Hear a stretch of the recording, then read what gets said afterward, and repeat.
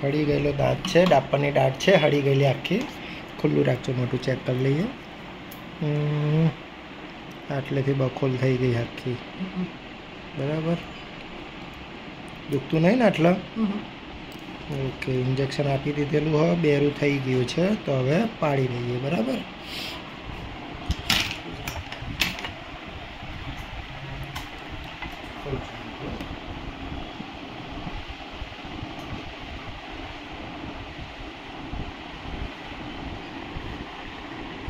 બંધ કરો મોઢું. Very good.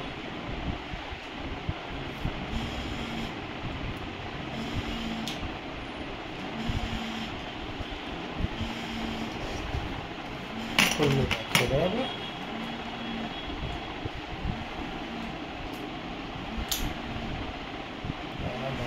પડી ગઈ.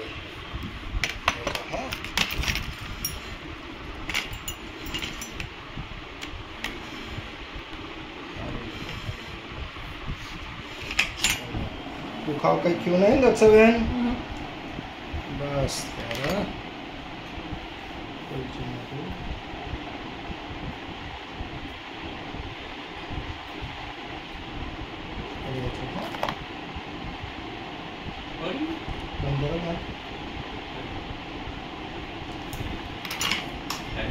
Tadi